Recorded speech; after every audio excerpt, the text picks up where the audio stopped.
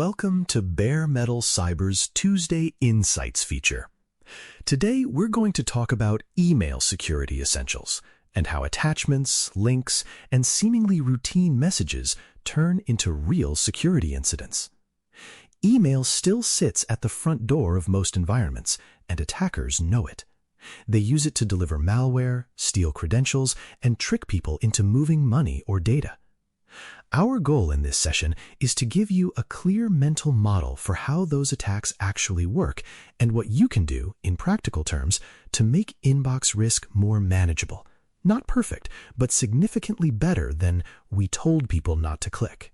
Let's start with attachments, because that is where many people's mental model is still stuck in the early days. In a user's mind, an attachment is just a file, an invoice, a resume, a spreadsheet, or a PDF. To an attacker, it is a container that can carry code, scripts, or links right up to the edge of your defenses. Think of the classic invoice that arrives as a Word or Excel document with macros. A person opens it, sees only a blank or blurred page, and a banner asks them to enable content. The moment they do, the macro quietly reaches out to the internet, downloads additional code, and runs it on the endpoint. From the user's perspective, they just opened a document. From the attacker's perspective, they just gained a foothold. Attackers do not stop at simple Office documents. They abuse compressed archives like zip or ISO files, shortcut files that look like documents but are actually launchers, and PDFs that embed scripts or links to exploit sites. They may nest one file inside another, or send a password-protected archive and include the password in the message body, making it harder for automatic scanners to peek inside. Sometimes the attachment is not technically malicious at all. It just displays a fake login page or an error that pushes the user to click a link and sign in. In those cases, the real payload is stolen credentials, not malware. That is why we scan for viruses on attachments is not enough. A file can be clean from a malware standpoint and still be designed to trick people. So, what actually helps with attachment risk? One of the simplest and most effective steps is to block dangerous file types at the email gateway. Executable files, script files, and obscure archive formats usually have no place in most business workflows. Blocking them up front removes a huge amount of commodity malware from ever reaching inboxes. After that, deeper inspection comes into play. Modern email security tools unpack archives, examine metadata, look for macros or embedded scripts, and compare file behavior against known exploit patterns. Some use sandboxing, where attachments are opened in a controlled environment to see what they do. If the file starts spawning processes, modifying the registry, or making odd network calls, it can be quarantined before anyone sees it. Another strong layer is content disarm and reconstruction. In that model, the system takes an attachment, strips out active content like macros or scripts, and rebuilds a safe version to deliver to the user. People still get the information they need, but the risky pieces never reach their device. This is especially helpful when the business relies on Office documents from external partners and cannot simply block them. Of course, there are trade-offs. Aggressive blocking and stripping can frustrate teams that genuinely use complex spreadsheets or code snippets in their work. The important thing is that attachment policies are not set in a vacuum. Security teams should understand who needs what and treat those controls as living settings, reviewed with the business, not set and forget. Now let's move to links, because if attachments are the delivery trucks, links are the roads. Many modern phishing campaigns skip attachments completely and rely on URLs instead. A typical example is a fake login page for a cloud email provider, a virtual private network portal, or a file sharing service. The email message urges the recipient to confirm their account, review a secure document, or reset their password. The link uses a lookalike domain, a long and messy URL where the real host is buried, or a URL shortener that hides the destination. In more targeted cases, the attacker references real colleagues, projects, or executives, so the message feels familiar. Once the user enters their credentials, the attacker logs in to the real service and moves deeper. Attackers also love to hide behind otherwise trusted hosting platforms. Instead of standing up a sketchy domain, they use compromised content management systems, cloud storage links, or form tools that your users may already know. Because those domains often have a good reputation, simple URL filters may not flag them immediately. Some campaigns chain together multiple redirects. The email links to a benign site, which then quietly redirects to a malicious one, based on the device, location, or other conditions. Increasingly, the link is not even visible as text. It is embedded in a QR code inside the message or inside an attached image, so the user scans it with their phone and bypasses desktop link inspection tools.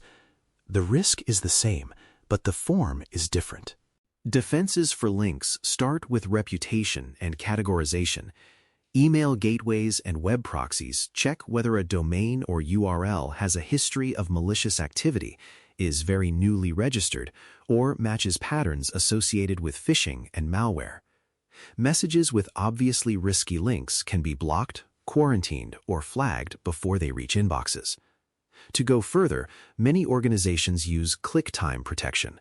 Instead of just scanning links when the email arrives, the system rewrites them so that, when clicked, the request goes through a checking service. That service inspects the destination in real time and can block access if the page looks dangerous. It helps defend against attacks where the link points to a harmless site at first, and then the attacker flips it to something malicious later. Shortened URLs and redirects deserve special focus. Good tools automatically expand shortened links and follow a limited number of redirects to see where the path ends. They examine the final page for signs of phishing, such as login forms that do not match the branding of the claimed service, or domain names that use look-alike characters from different alphabets. Once again, there are trade-offs. Overly strict blocking of new or uncategorized domains can disrupt work, especially in roles that constantly explore new sites. Some organizations apply stricter policies to high-risk groups, like administrators or finance, while keeping more balanced settings for others.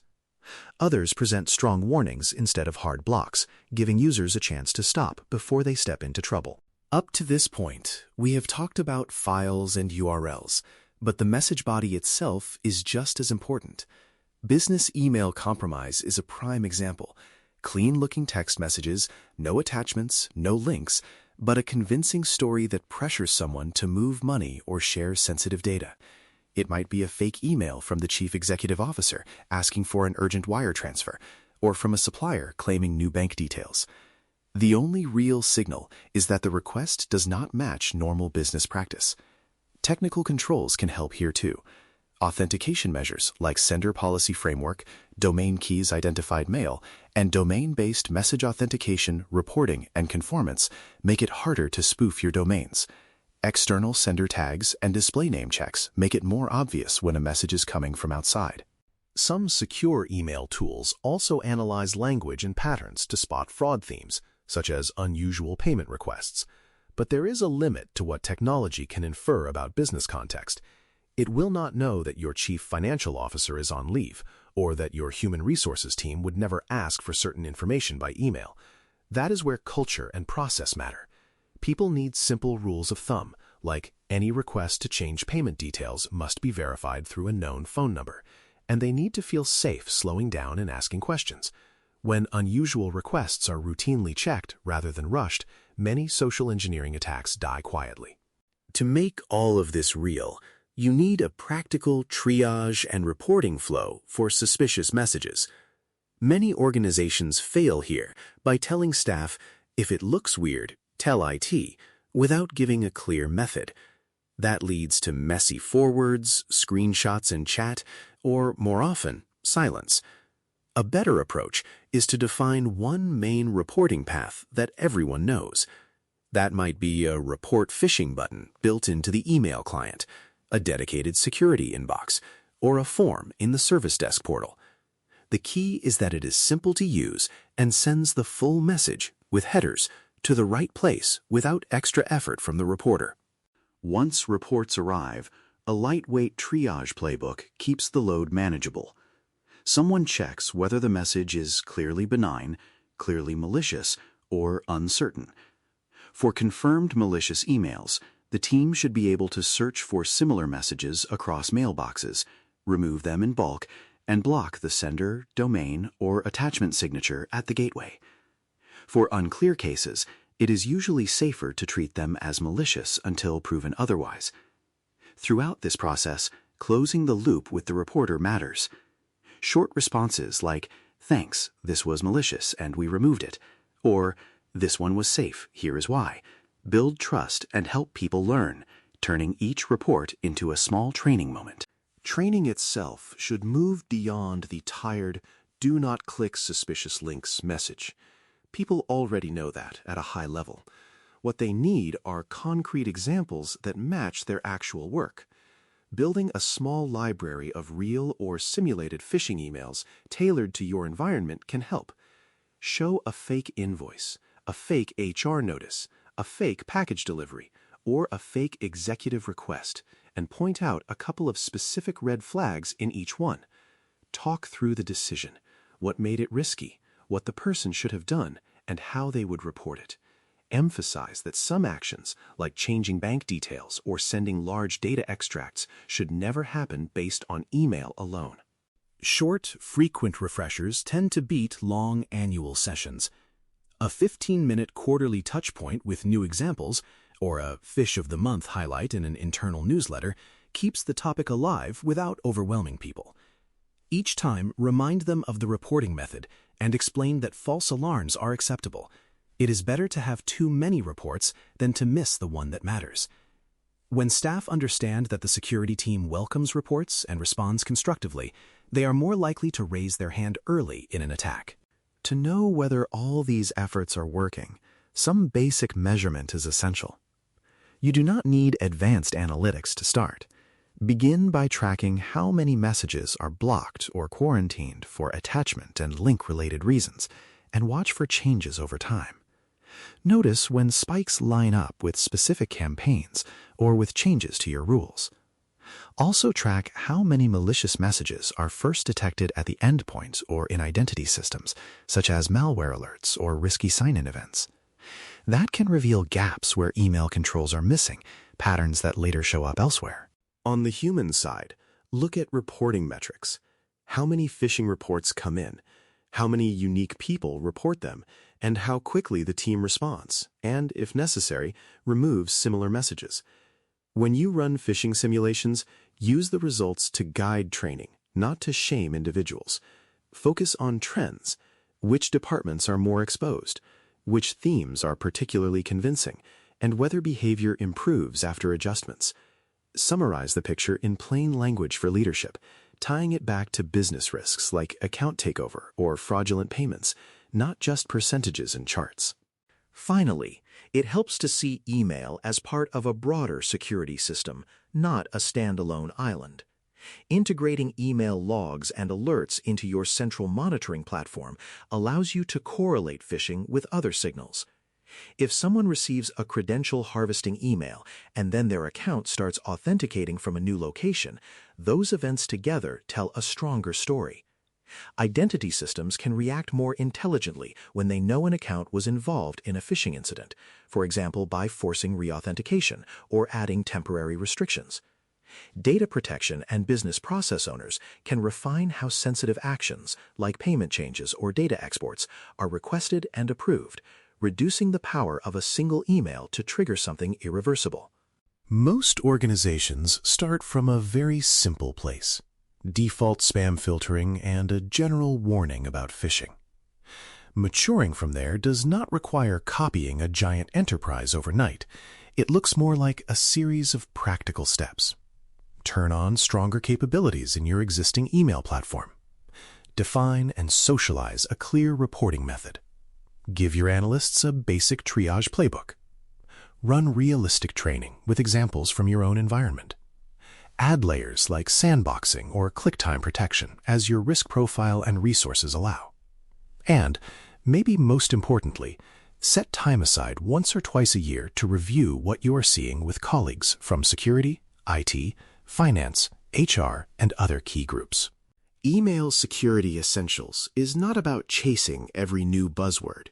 It is about steadily reducing the odds that the next major incident starts with a simple message in someone's inbox. When you treat attachments as potential delivery mechanisms, links as roads to dangerous places, and message bodies as vehicles for social pressure, your controls and your culture can evolve accordingly.